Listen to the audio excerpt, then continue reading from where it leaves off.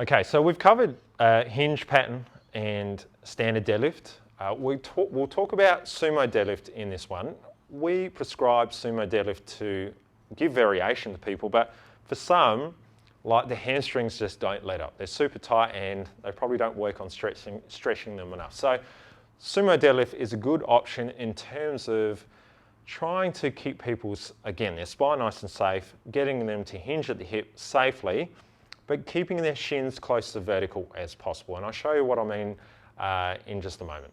So sumo deadlift, this is a little bit different again, and I'll teach you how I've learnt it along the way. Again, this might be something that you need to check in with me with, and we might have to go over it either in person or online. What I want you to think about, and what I've been taught is sumo, I do want you to think about that sumo stance. So it is rather sort of uprightish, okay? It's not completely, and the shins, I should get them closer, but it's different under load, as close to vertical as possible. So you might need to even practice this movement in general with your toes turned out slightly and just sort of understanding what it feels like to keep yourself pretty upright during this lift. So what we strike with some people, again with their mobility, is that in order to get that depth with their deadlift, and it's not the end of the world, but they're having to sacrifice a little bit of knee bend, okay? So the only thing with the knee bend is there is a certain amount of energy, obviously, as you're coming up during your lift, in a vertical sense that you're trying to expend when you're lifting the weight up. But the only problem is, if you don't keep your shin close to vertical, there's also a certain amount of energy being almost wasted or expended from a horizontal point of view, okay? So I'll show you what I mean.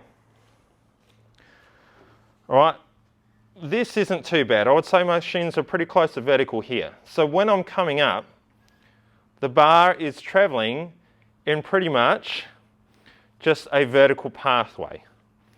The only thing is when people have that knee bend, and yes, their spine is nice and neutral and safe, when they are coming up, the bar is not only traveling upwards, but also outwards at the same time.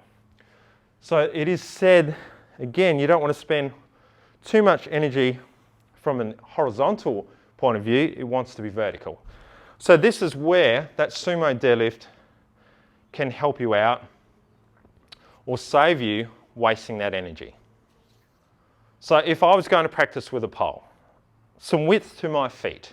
So standard deadlift was here. Sumo, it depends on the individual. And this is the thing with a lot of stuff. We've got to work things out in accordance with your body type and shape. So I would say toes turned out, hands in the middle. Not too close, not too wide, at about shoulder width distance or a little bit closer. This is the hard bit, is you're going to feel like you're squatting a little bit more. All right, it's almost easier with a bit of weight, but we need you to practice with a pole. I'm trying my best here to keep my body upright. I've hinged over, but when I come up again, I drive my legs into the earth, the bar gets to my knees, and then I drive my hip forward. Okay, so I want you to practice that with a pole. I'm just going to show you what it looks like with the barbell now. Okay, so I said it was a little bit easier to try it with weight, and sometimes doing some exercises with a bit more weight, I would say offers a little bit more feedback, or it almost makes it easier for you to perform. So that is something that we have to work on along the way, okay? So sumo deadlift with a barbell. It would be even better for me if there was a bit more weight on here, but let's see how we go. Toes turn outwards. Remember, hands in the middle here. Shoulders pulled away from ears, all right?